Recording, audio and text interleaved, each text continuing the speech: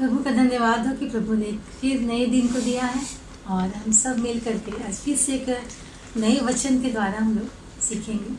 और आप मेरे साथ निकाल लीजिए गलातियों की पत्री उसका 6 अध्याय उसका 1 पद।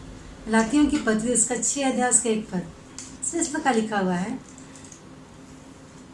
हे भाइयों, यदि कोई मनुष्य किसी अपराध में पकड़ा जाए तो तुम जो आत्मिक हो नम्रता के साथ ऐसे को संभालो और अपनी भी चौकसी रखो कि तुम भी परीक्षा में न पड़ो। आमीन।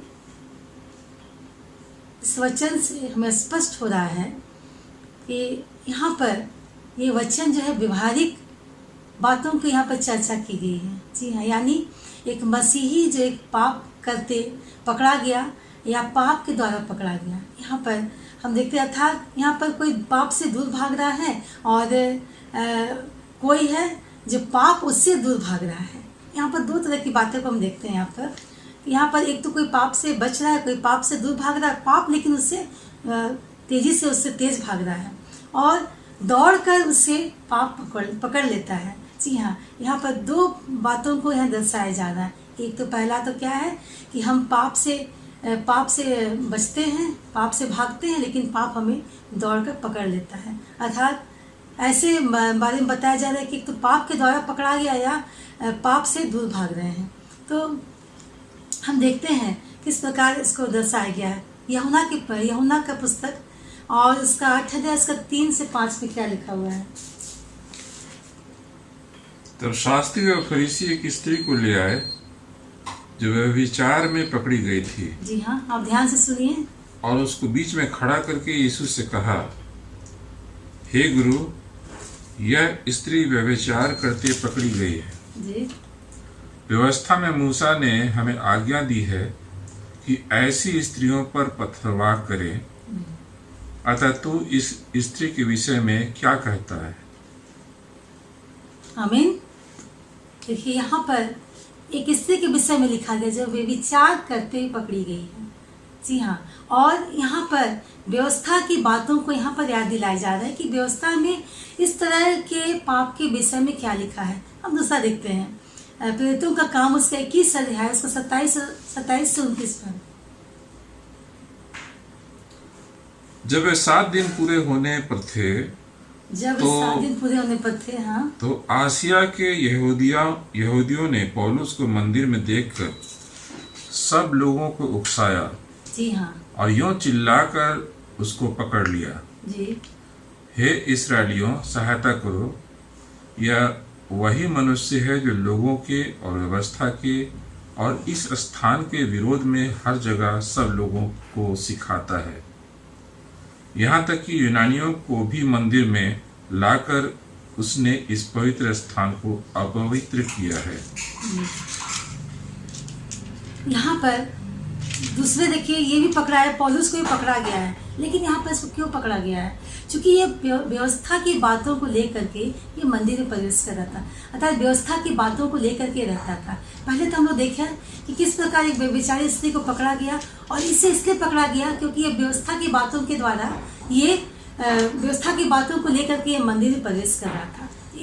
यहाँ पर 2 तरह की बातों के विषय में लिखा गया है। जी हाँ, जो पाप से भागते हैं लेकिन पाप उससे तेज भाग करके उसको पकड़ लेता है।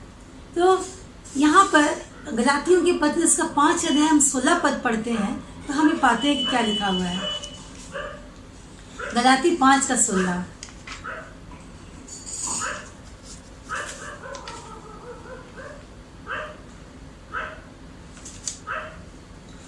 पर मैं कहता हूँ आत्मा के अनुसार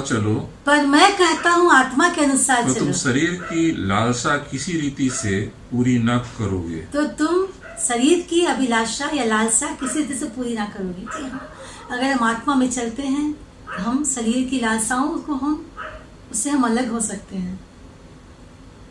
यहाँ पर वचन स्पष्ट रूप से बता रहे हैं कि जो आत्मिक है या जो आत्मा के चलाए चलते हैं वे इन सारे पापों से बचाए जाते हैं, शरीर की अभिलाषाओं से वो बचते हैं, क्योंकि उनके अंदर एक व्यवस्था की बातें हैं। जी हाँ, वो व्यवस्था परमेश्वर ने हमारे जीवन के लिए दिया है, उस व्यवस्था से हम बचते हैं। इसलिए हम उस पाप और बुराई से हम बचाए जाते हैं। वचन हमें स्पष्ट रूप से, इसलिए हमें चाहिए कि हम आत्मा के द्वारा चलाए चले, व्यवस्था की बातों के अधीन अपने जीवन को हम कर दें, ताकि इन सारी बुराइयों से हम, अपने शारीरिक अभिलाषाओं से हम बचाए जाएं। हम वचन देखते हैं एक वचन 1 कुरिन्थी उसका 2 अध्याय उसका 15 पद। आत्मिक जन सब कुछ जांचता है, आत्मिक जन सब कुछ जांचता है, परंतु वह आप किसी से जांचा नहीं जाता। पर आप वह किसी से जांचा नहीं जाता है। आमीन। अद्भुत वचन है। कहता है कि हम जो ऐसे मनुष्य के विषय में बता कि जो विश्वास से पूरी तरह से परिपक्व है, जी हाँ, जिसका आधार विश्वास है, उसके विषय में बताया जा रहा है कि वे लोग आत्मिक लोग को आत्मा के द्वारा जांचा नहीं जाता है, क्योंकि वे लोग प्रभु के चलाए चलते हैं, अर्थात प्रभु के व्यवस्था की बातों के अनुसार वे लोग चलते हैं, और वे लोग इस सारे बुराई से बचे रहते हैं। जी हाँ, एक और वचन देखते हैं 1 कुरिन्थी का 10 का 12।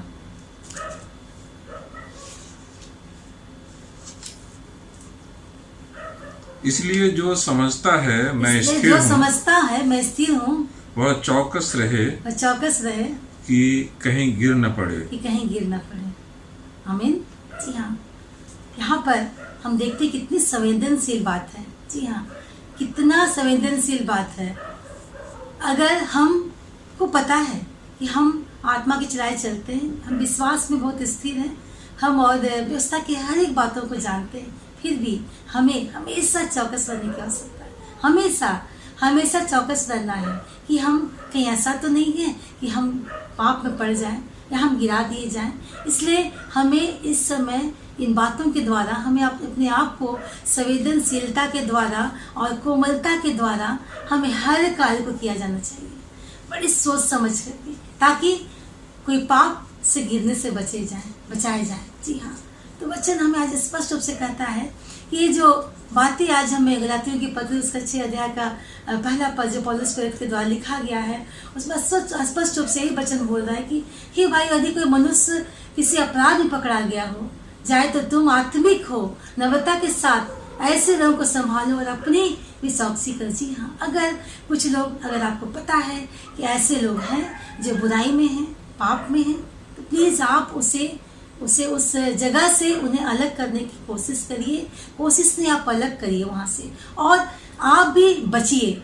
आप जब उनके साथ रहते हो तो आप भी बचिए। ऐसा ना हो कि कहीं आप भी उस पाप में गिर पड़े। जी हाँ, तो हमें अपने आप को बहुत ही स्थिरता के साथ में बड़े ही एक अनुभवी इंसान के समान हमें उस समय अपने आप को व्यक्त करना पड़ेगा उसके सामने। और हम हैं, क्योंकि हम आत्मा की चलाए चलते हैं, तभी जा करके हम उस बुरे लोगों के जीवन को हम बचा सकते हैं, और हमें बचाना चाहिए। जी हाँ, क्योंकि कहीं ना कहीं वे हमारे भाई हैं, चाहे वो पड़ोसी क्यों ना, या आपके दोस्त क्यों ना हो, या कोई क्यों ना हो। अगर हम उसे जानते हैं, अन्यथा तो आप उसको चाहिए कि आप उसको इन सारे बातों से आप बचाएं। जी हाँ, जो वचन हमें स्पष्ट रूप से यही बता रहा है कि अपने आप को हमें संभालते हुए हमें उन्हें भी संभालना है। तो प्रभु सुंदर वचन बहुत ऐसे आशीष की प्रार्थना करते हैं, धन्यवाद करते पिता परमेश्वर कि तूने सुंदर वचन दिया। प्रभु जी की सचमुच पिता परमेश्वर, इस संसार में अनेक प्रकार की बुराइयां हैं प्रभु जी, पाप है, प्रलोभन है, शारीरिक अभिलाषाएं हैं पिता परमेश्वर। प्रभु जी आज तुझसे मांगते पिता परमेश्वर कि इन सारे बातों से प्रभु जी हमें अलग करने के लिए प्रभु जी जो तूने व्यवस्था की बातों को बताया प्रभु जी, उसको अनुसार हम चलने पाए, और प्रभु जी तेरे आत्मा के अनुसार चलाए चले, ताकि हम इन बातों से बचे जाए। हाँ प्रभु, हमें अपने आप को स्थिर करके रखना है, हम भटकाव के जीवन में ना आने पाए, और जिस तरह के लोग हैं उन्हें भी हम संभालने पाए, अपने आप को सुरक्षित रख करके, ताकि प्रभु जी तेरी महिमा होने पाए। जितने लोग आज हमारे संग जुड़े हैं पिता परमेश्वर, उनके जीवन में प्रभु जी इन बातों को रूप में कार्य कर प्रभु जी कि सब कुछ प्रभु जी वे अपने आप को हर प्रकार की बुराइयों से, हर प्रकार की अभिलाषाओं से जो संसारिक है, उन सारी बातों से बचाए रखें, ताकि वे पाप से पूरी तरह से अपने आप को स्वतंत्र कर सके। हाँ प्रभु जी, धन्यवाद करते पिता परमेश्वर, हर एक लोगों के जीवन में जो देख रहे हैं उनको आशीष से भर दे, और तूने प्रार्थना को सुना है, कोटि कोटि धन्यवाद करते हैं। धन्यवाद की प्रार्थना को उनके नाम से मांगते हैं, आमीन और आमीन।